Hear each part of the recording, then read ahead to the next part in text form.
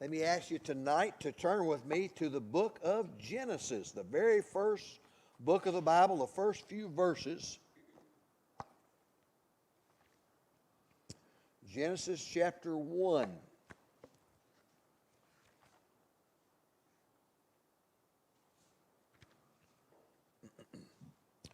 If you'll follow with me tonight, I'm going to read Genesis 1 through 3. Then I'm going to skip on to verse 26.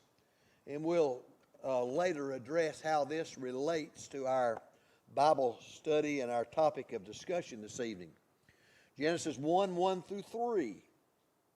In the beginning, God created the heavens and the earth.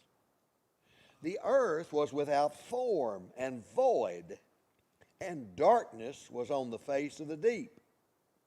And the Spirit of God was hovering over the face of the waters. Then God said, "Let there be light." And there was light. If you'll skip on down with me to verse 26 now. This is at the end of God's creation. Then God said, "Let us make man in our image, according to our likeness. Let them have dominion over the fish of the sea, over the birds of the air, and over the cattle, over all the earth, and over every creeping thing that creeps on the earth." All right, I think that's enough reading for now. We'll stop. I'm going to point out some other scripture passages. Last week, we began to talk about this, that is, battling our temptations. We talked about the war that goes on inside our hearts because everyone battles temptation. We said in order to win the battles, we must identify the temptations that are confronting us.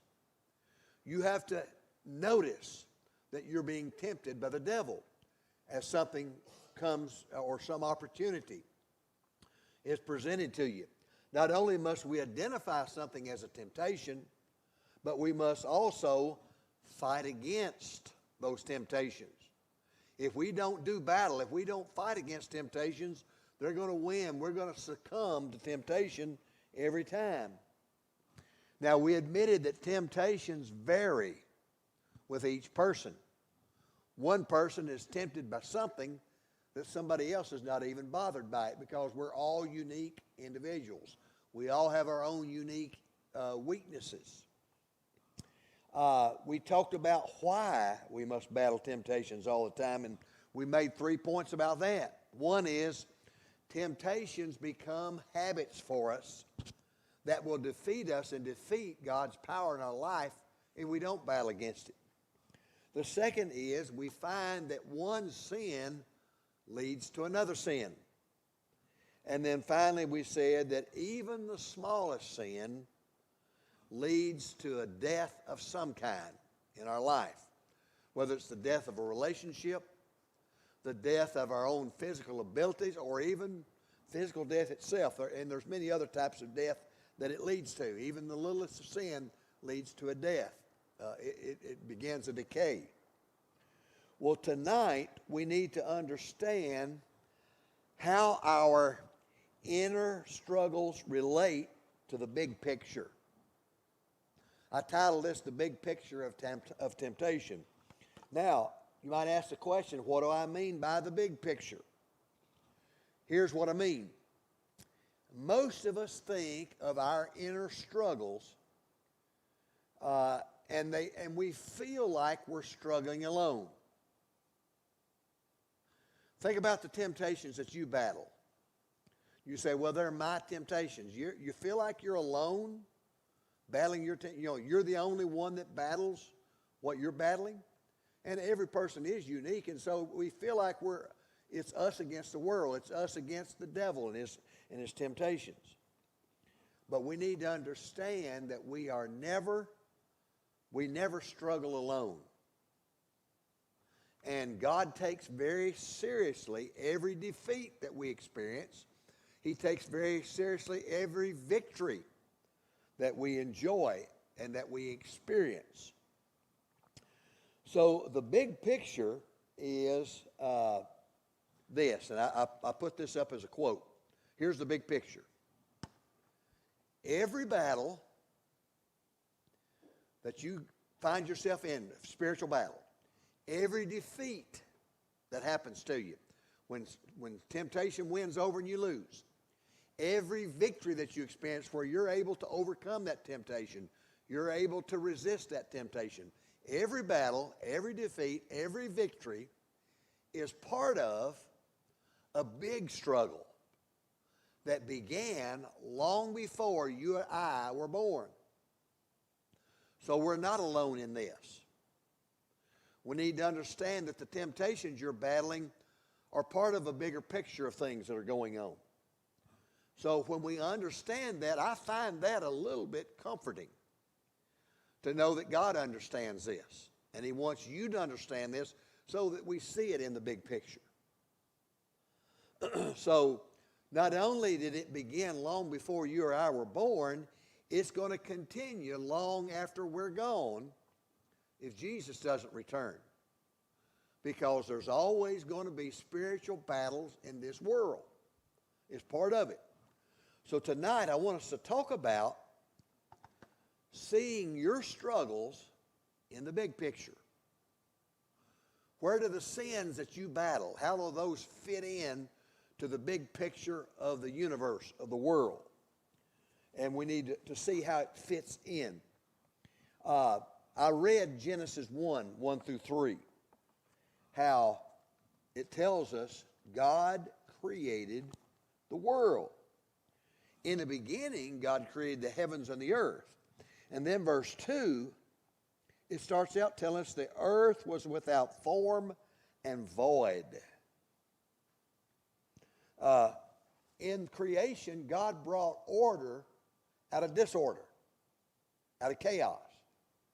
Now, there are many Bible scholars who believe, because there's so many unanswered questions for us about time and peoples and space and all these things we don't have answers for, many people think that there could be literally millions of years between verse 1 and verse 2. Because it tells us the earth was without form and void, which means meaningless. So the earth was formless, and God gave it form. The world was in darkness. In verse 3 tells us God spoke and said, "Let there be light." God gave it light. Well, if you continue to reading through the first chapter of Genesis, you read the account how God continued to create, all the way down to the crown jewel of His creation. Verse 26, let us make man in our own image, in our own likeness, He said. Verse 26. So verse 27 that we didn't read, I want to read now. So God created man in His own image. In the image of God, He created him. Male and female, He created them. And then the account of the next account that we're given tells us how man and woman, male and female, came into being. And at the end, it tells us God stopped creating after He made man in His own image. Here's the point of that. We need to understand this because this gets into the big picture, the greater scheme of our temptations. Man is God's representative on earth. He made us to represent Him on this earth. And He said, let them have dominion over the fish of the sea and the birds over the air and all the animals that creep upon the earth. And on everything, we're in charge. We're to represent God.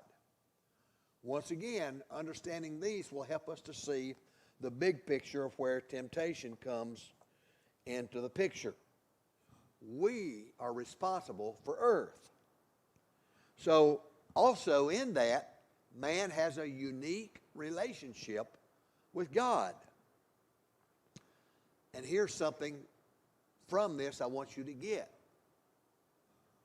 We are God's favorites. We're the only created beings of his creation, created in the image of God. Now, we're described as man is made a little lower than the angels, but the angels were not in the image of God. We are created in his image. We have a personality, we have a will, we have an intellect to reason, and we're given a position of authority. But we know what happened.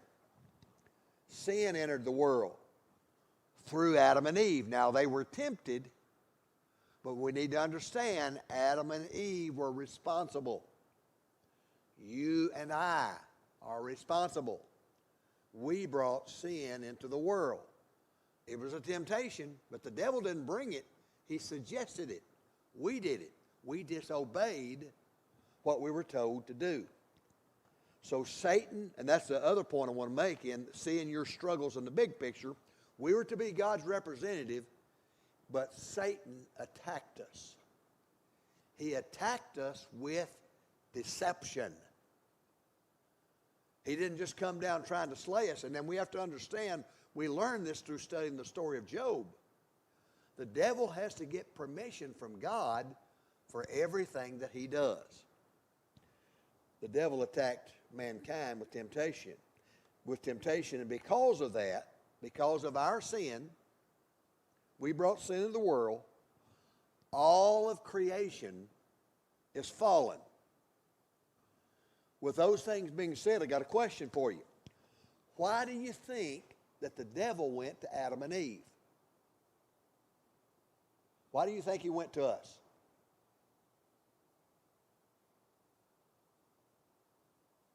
Any ideas why the devil? We're not told in Genesis why.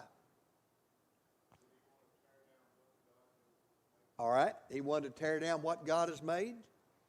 Think that's right? Because we were God's favorite. Jealousy. Hatred of us.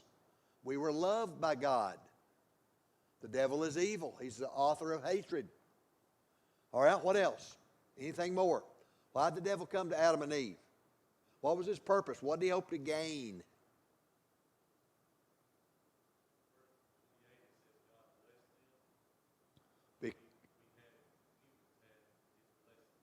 Because we were blessed. Very good.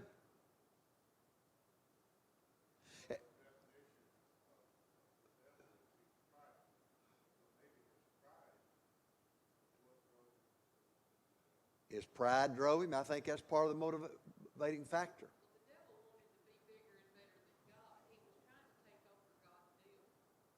Trying to take over God's universe. You're exactly right. So we're starting, as we meditate and think about this, we start to see how, well, I want to share with you some scriptures tonight that tell us these very things. And I'll bring those up about Satan. Here's one of the first ones. Isaiah 14, and then also in the book of Ezekiel. Let me quote you something from Ezekiel. We need to understand Satan, as I told you, we're not told this in Genesis. Adam and Eve were not told this. Mankind is told this later on in history. Satan at one time held a high position with God. And we'll read about that. But in Ezekiel 28:14 it says, "You were the anointed cherub who covers, and I placed you there. You were on the holy mountain of God." So this describes the devil's high position in glory. Now, I put Isaiah 14 up there. If you want to turn there, I'm going to read some verses for us from Isaiah.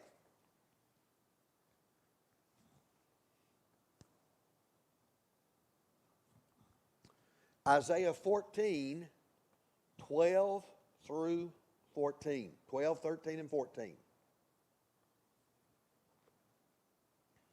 Proverbs, Ecclesiastes, Song of Solomon, then Isaiah. Just before Jeremiah. Isaiah 14, 12 through 14.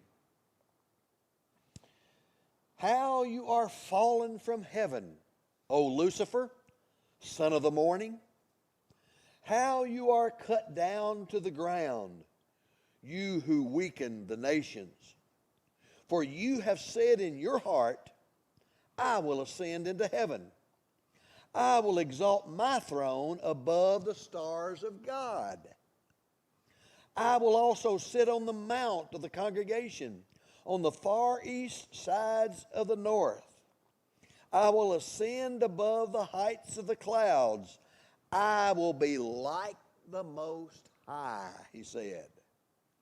Yet you shall be brought down to Sheol, to the lowest depths of the pit. Let me stop right there. So Satan was filled with pride and decided that he should be God. So a struggle began. A struggle began in the spirit world, and it came down to mankind. I ask you, why do you think the devil came to Adam and Eve? He came to destroy God's prize creation. That was a way of the devil getting back with God. Also, I put up here Ezekiel chapter 28. You'll have to go on over with me. Isaiah, Jeremiah, Lamentations, and then Ezekiel. Ezekiel 28, verses 15 through 17. I'm just cherry picking these three verses out of some more that are said here that gives us more of a glimpse into the devil. Ezekiel 28, verse 15. You were perfect in your ways from the day you were created. See, God created the devil, Satan, till iniquity was found in you.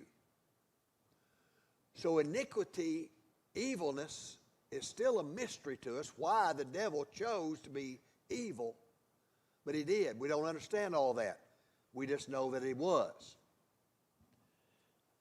It seems that position of glory and honor to another free will being, a being that has the ability to choose, results in evil. Verse 16. By the abundance of your trading, you became filled with violence within, and you sinned. Therefore I cast you as a profane thing out of the mountain of God, and I destroyed you, O covering cherub, from the midst of the fiery stones. Look how he describes his heart here in verse 17. Your heart was lifted up because of your beauty. So the Bible is giving us a glimpse that Satan was one of the most beautiful angelic beings created by God. And because of his beauty, he was puffed up with pride. You ever seen a human being who seemed to have it all in their looks, and they're so, we call it struck on themselves?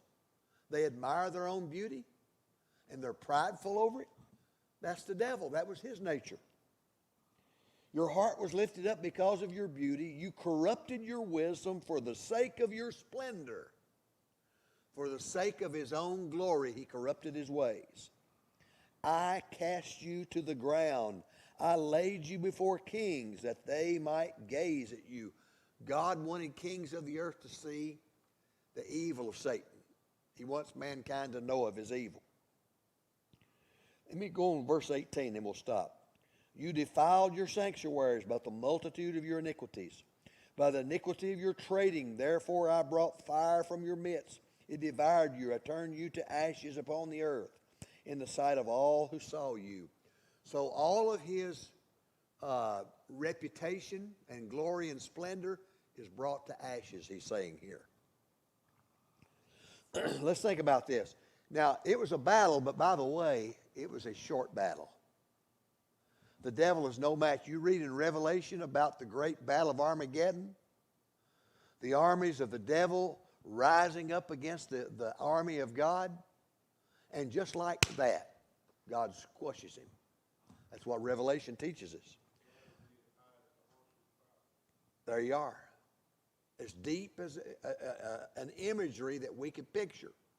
Blood as deep as coming up how tall a horse is, its bridle. So it was a short battle, and Satan was cast out of heaven. The devil was defeated and humiliated and cast out. So I ask you this question then. If God defeated him so easily, how could Satan harm God? How can Satan harm God? There is a way he can hurt him. By tempting and hurting and destroying mankind. Exactly. We are God's crown jewel of creation. We are loved by him. We are his favorites, he teaches us. And because of that, the way the devil wants to hurt God is by hurting us. By harming who God loved most. Now let me ask you this. When you hear the word decay, I went to the dentist's office this week. Found out I've got another cavity that's crept itself into my mouth. That's done through the years. What does the word decay mean? Rot. We all know what rotting is.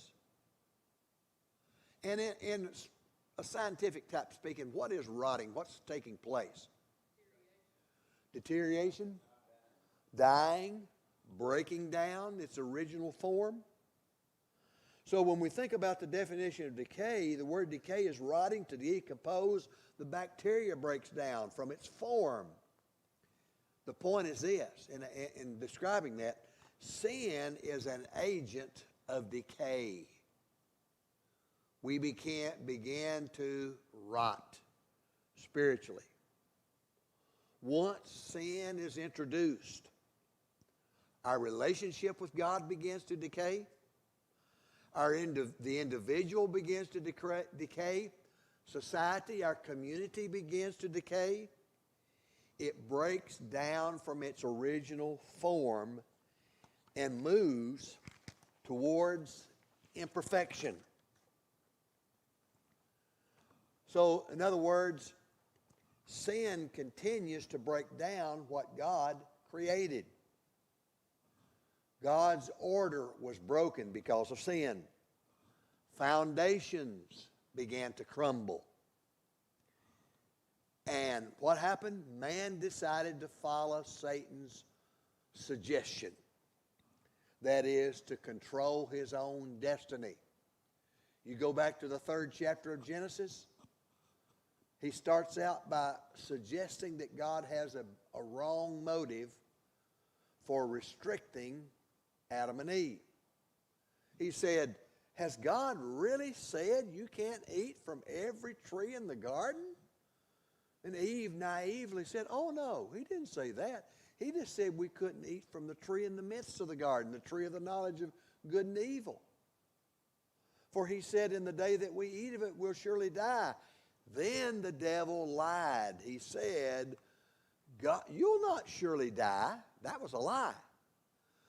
God knows that when you eat from that tree, you will be like him, knowing the difference between good and evil. That was the truth. God didn't want to reveal that truth to us. The devil wanted to reveal it because he mixed the truth with his lie to create a half-truth. What is a half-truth? It's a lie. He slandered God's character. In other words, he said, God knows you'll be like him. God's holding back something good from you that you would want to be and have, and that is to be like him, to know the difference between knowledge, the knowledge of good and evil. And so, the temptation was there. Eve saw that the fruit was beautiful, delightful to see. It was desirable to make her wise, and it was good for food. The lust of the flesh, the lust of the eye, the pride of life. The 3 temptations known to man, known to all creatures, including the devil. That's what he fell. That was his nature. That's what he fell for. So the point is this. Because of that, man decided to control his own destiny, to become like God, to become a God himself, to no longer need anyone having authority over him. That's what the devil wanted, no authority over him. And society has fallen to the point that we accept anything goes as normal or right. That's what's happening in our world today. Summed up this way: Satan is using people to undo all that God designed man for. All that God designed for us, Satan is using people to distort and corrupt it. So what do I mean? Everything that God designed for society and for families, including marriage, He distorted the meaning of marriage. What God intended for marriage, the man and the woman together for life. Human sexuality, He has perverted it in our world today. Now we have all different versions of it. Everybody says, well, I don't have a right to say. The Word of God has a right to say, and it says it. It's wrong. He has perverted what a home is, what the home intended. He has perverted government. He has perverted law and order. He has perverted work duties. You realize every one of us were created to work. Unless you're physically and mentally hampered, we were made to work. And if we don't work, we become unproductive. We lose self-esteem and purpose. It's happening in our society today. Holiness is perverted. Our purpose for being created to serve God has been perverted. All of these things, Satan is using people to undo all that God designed us to do and to be. And because of that, we're on a collision course with disaster, with destruction. All of this to be said, this is how Satan gets back at God, by trying to destroy us. So, when we talk about the big picture, if you keep reading along, we stopped here at Genesis. We've casually mentioned chapter 3. We didn't get to chapter 4 where the first murder comes into place. And on in wickedness and violence in the world. Well, with the flood and Noah, God showed mankind is always flawed. What did He do? He said, I'll show you. We'll destroy the world and we'll start over. I'll pick a man who finds grace and favor in my sight, Noah and his family and his sons and his daughter-in-laws, and we'll let them repopulate the earth. We'll destroy all the animals. Nature's fallen. We'll start over with a pair of animals, each of the clean, and more pairs of the unclean animals, and all the birds and all that kind of thing. We'll start over again, and what we find, sin creeps right back in as well, just as it was before. So the point is, mankind is always flawed in this world. Point. Sin. Sin put a barrier between God and man. But Christ came to remove the barrier. Jesus died to cancel out sin. We talk about a cancel culture today. The greatest cancel culture is when Jesus went to the cross.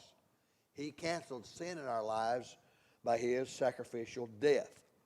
In fact, Paul explained in 2 Corinthians 4:16, therefore we do not lose heart, but though our outer man is decaying, we're all dying. We're born on a collision course with death because of the decay that's brought in by sin. Yet our inner man is renewed day by day. That is, in our relationship with Christ. We are recreated on the inside. God left us, even though we're all decaying, He left us Christians in the world to continue the battle. We're left to point others to Christ. When you get saved, He leaves you here to win more to Christ. And when your time is over, either you've completed what he wants or you've disqualified yourself from being used anymore. At some point, he'll take us out. So let's bring this to a conclusion. Here's the points I want to make when we talk about the big picture. The big picture about temptations. We'll leave you three things. Every temptation you encounter is Satan's way of striking against God. Just remember that. The temptations you're going to encounter tomorrow night, the next day, and the next day, and the next day are ultimately, in the big picture of things, Satan's way of getting against God by trying to destroy you through sinfulness. Second point, every temptation is part of a larger spiritual struggle. So I find it comforting and helpful to know where it's all coming from. People say, why is this happening to me? Or why am I having to go through this? It's part of the bigger struggle of the world, the struggle between good and evil. Last point. Every victory that you have over temptation is a sign to the devil that Jesus does give us power over sin. We can have the victory. We can win it for his glory. He gives us the strength. He gives us the strength to overcome the temptation, or he takes away the desire when we seek him that it no longer has any effect on us. I didn't make a slide for it, but I want to point out this, and I'll quote this as be our last scripture for tonight. Ephesians 6:12. You might want to write this one down. Look it up. Ephesians 6:12. Paul said, for we wrestle not against flesh and blood. It's not an army. It's not America against the Middle East. It's not flesh and blood, but against the rulers, against the powers, against the forces of evil in this dark world, against spiritual forces of wickedness in heavenly places. That's the big picture. What you're going through with temptation is all part of the big picture of the struggle of the war between the flesh and the spirit. Wrestling against powers and forces of evil versus the forces of good. Hopefully, through this, the point of having all this is for us to understand what temptation is all about, why it's happening, why it's coming. This is the big picture. Any question, comment before we dismiss tonight?